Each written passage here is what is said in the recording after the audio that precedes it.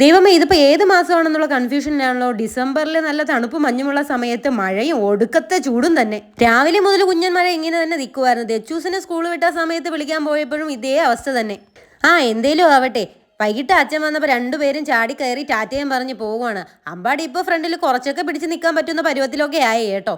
അപ്പോൾ വൈകിട്ട് വിളക്കൊക്കെ കത്തിച്ചിട്ടാണ് ഞങ്ങൾ ഫിഷിന് ഫുഡൊക്കെ ഇടാറുള്ളത്. ഇന്നും അതുപോലെ ഫിഷിന് ഫുഡൊക്കെ ഇട്ട് കുറച്ച് നേരം ഇങ്ങനെ നോക്കിക്കൊണ്ടിരുന്നു. ഞാനങ്ങനെ എൻ്റെ ജോലിയൊക്കെ തീർത്തിട്ട് ഇങ്ങനെ ഇരിക്കുമായിരുന്നേ. വൈകിട്ട് നീന്തലൊക്കെ കഴിഞ്ഞ് അനന്തച്ചേട്ടൻ ഒരു മാഗിയൊക്കെ ആയിട്ട് വന്നു കേട്ടോ. എനിക്കിനി ഒന്നും ചെയ്യാൻ വയ്യെന്ന് പറഞ്ഞു. എന്നാൽ ഞാൻ തന്നെ ചെയ്യാമെന്ന് പറഞ്ഞ് നേരെ കിച്ചണിലോട്ട് കയറി. എന്നാൽ അതൊന്ന് ഞാനും കാണട്ടെ എന്ന് വിചാരിച്ച് ഞാനും എടുത്തിരുന്നു. അവസാനം സംഭവം റെഡിയായി വന്നപ്പോൾ എനിക്ക് തരുമോ എന്ന് ചോദിച്ചിട്ട് ഒരു വിധത്തിൽ തരുന്നില്ല കേട്ടോ. ചോദിച്ച് അവസാനം ഒരു സ്പൂണ് കിട്ടിയേ.